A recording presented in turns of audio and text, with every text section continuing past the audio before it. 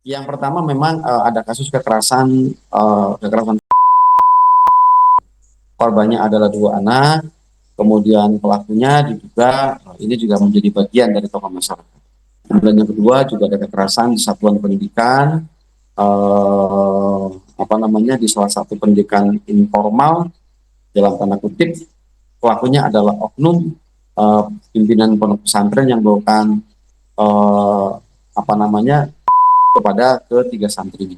Kemudian yang ketiga, kami juga mendapati kasus eh, ada orang dewasa melakukan dengan anak.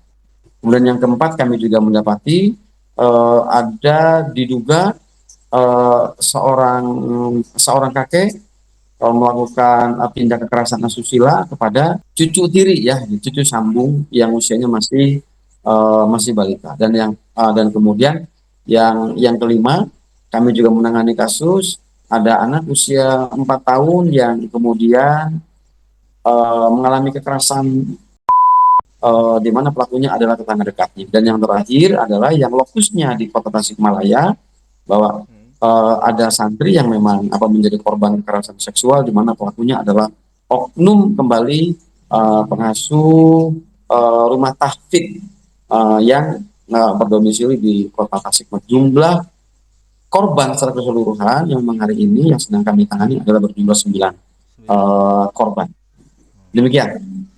baik.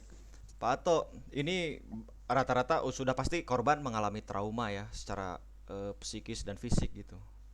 Untuk pendampingan sendiri dari KPAID Kabupaten Tasikmalaya sendiri ini pendampingannya khusus atau seperti apa atau mungkin bekerja sama dengan pihak-pihak lain gitu? Ya, betul.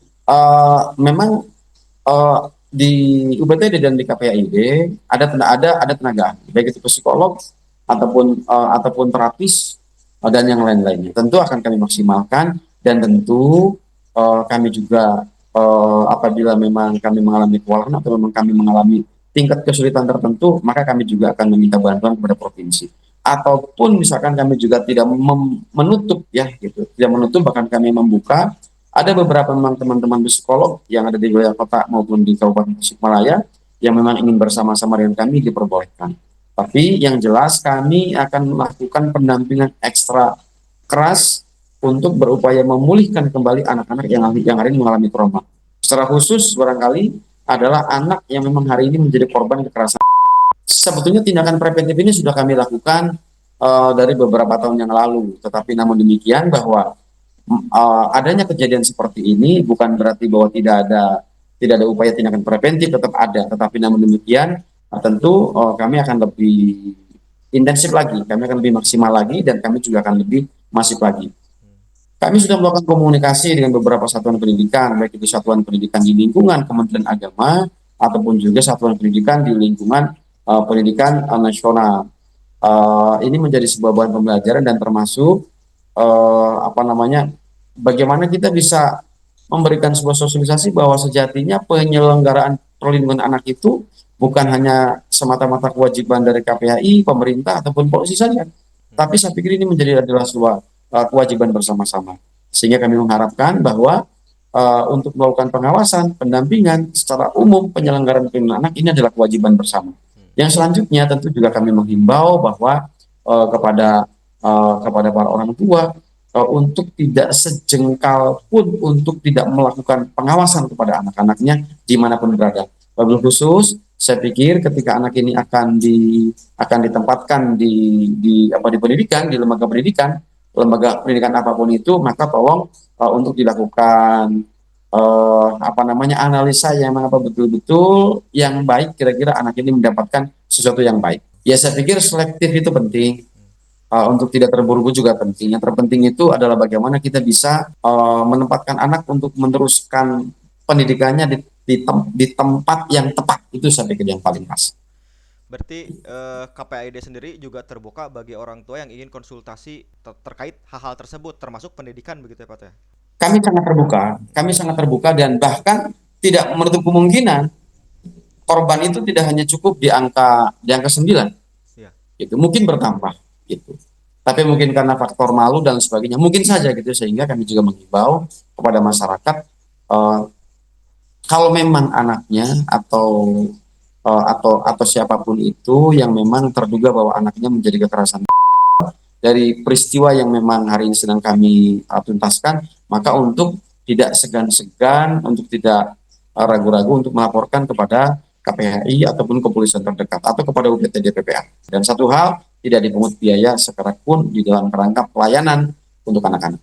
Identitas pun itu dijamin oleh undang-undang dan kami jamin 100% anak tidak akan terpublis identitasnya.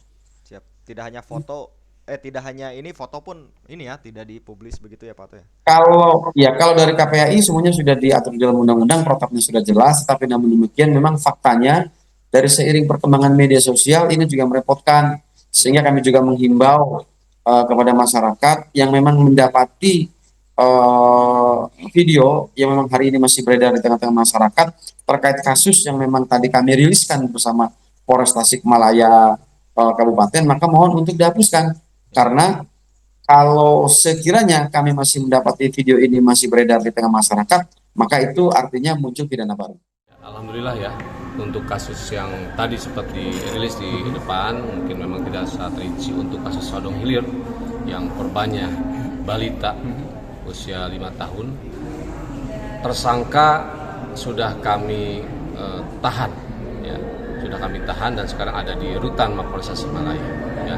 Adapun motifnya dari tersangka bahwa memang yang bersangkutan tidak bisa menahan, ya, menahan nafsunya sehingga karena memang hubungan daripada tersangka dengan si korban itu sendiri pun memang ini ada masih dalam lingkungan tetangga, sehingga keseharian kadang sering melihat bertemu begitu.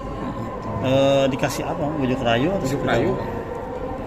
Ya, memang karena mungkin si korban itu sendiri pun kenal, sudah tahu dengan si tersangka sehingga pada saat ingin oleh sesuatu hal, uang jajan dan lain, akhirnya korban pun mungkin ya sulit menghindarkan seperti itu.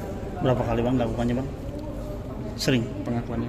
Pengakuan daripada si Sekali. tersangka baru sekali.